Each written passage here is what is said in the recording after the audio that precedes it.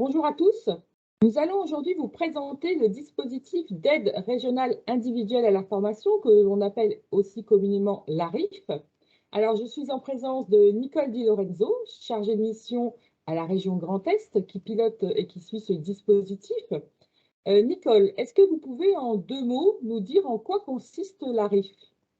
Oui, bonjour. Donc, l'ARIF, donc c'est une aide financière qui prend en charge donc les frais pédagogiques, c'est-à-dire en fait le coût de celle-ci, le coût de la formation, soit en totalité, soit en complément d'autres financements. Son objectif, c'est de permettre aux stagiaires, donc aux futurs stagiaires, de s'insérer dans la vie active grâce à une action de formation adaptée à ses besoins. Cette action de formation, en fait, elle peut être donc ce qu'on appelle communément donc certifiante, hein, qui délivre un diplôme d'une durée maximale de 35 heures en centre et inférieure ou égale à 1600 heures au total, donc ce qui représente une année de formation, ou professionnalisante, d'une durée comprise entre 35 heures en centre et 600 heures au total. Donc le financement des coûts pédagogiques de la RIF est plafonné à 6 000 € maximum.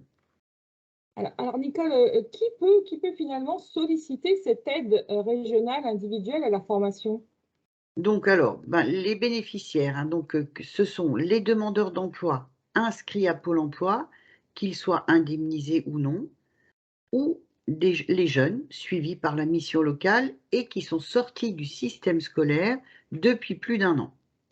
Et comment ça se passe? Quelle est la procédure finalement pour déposer une demande? Il y a effectivement, on va dire 3 étapes. La première étape, donc c'est on s'adresse à son conseiller Pôle emploi, mission locale ou Cap emploi, qui sont effectivement, au service des demandeurs d'emploi pour les accompagner dans la mise en œuvre de votre projet de formation et dans la recherche du financement. C'est ce conseiller qui va valider votre projet de formation avant tout financement possible par la région Grand Est. La deuxième étape, demander un devis et le programme de formation à l'organisme qui dispense la formation visée.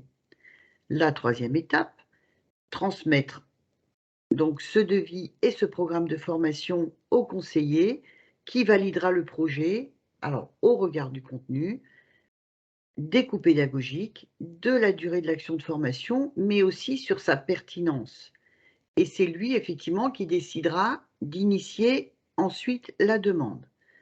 Pendant toute la durée de la formation, donc en centre et en entreprise, donc vous aurez le statut de stagiaire de la formation professionnelle.